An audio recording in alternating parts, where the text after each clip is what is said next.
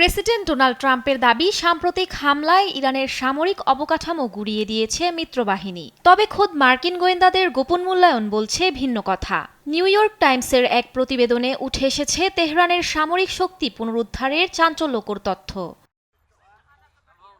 চলতি মাসের শুরুতে তৈরি এই প্রতিবেদনটির তথ্য বলছে, ইরান তার অধিকাংশ ক্ষেপণাস্ত্র ঘাঁটির কার্যক্ষমতা ফিরে পেয়েছে। হরমুজ প্রণালীর পাশে অবস্থিত ৩৩টি ঘাঁটির ৩০টি এখন তাদের নিয়ন্ত্রণে। গোয়েন্দা মূল্যায়নে আরও বলা হয়, যুক্তরাষ্ট্র ও ইসরায়েলের হামলার পরও ইরানে প্রায় ৭০% ক্ষেপণাস্ত্র মজুত অক্ষত রয়েছে।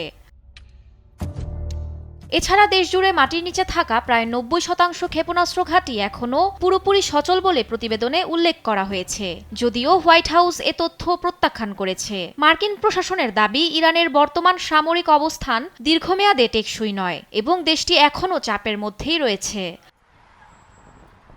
এদিকে ইসলামী রেভলিউশনারি গার্ড বাহিনী আইআরজিসির অ্যারোস্পেস ফোর্সের কমান্ডার মজিদ মুসাভি দাবি করেন, যুদ্ধবিরতির সময় ইরান ক্ষেপণাস্ত্র ও ড্রোন উৎক্ষেপণ সক্ষমতা আরও বাড়িয়েছে। তিনি বলেন, পারস্য উপসাগরীয় অঞ্চলে থাকা শত্রু জাহাজগুলো লক্ষ্য করে আধুনিক ক্ষেপণাস্ত্র ও ড্রোন প্রস্তুত রাখা হয়েছে। চূড়ান্ত নির্দেশ পেলেই হামলা চালানো হবে।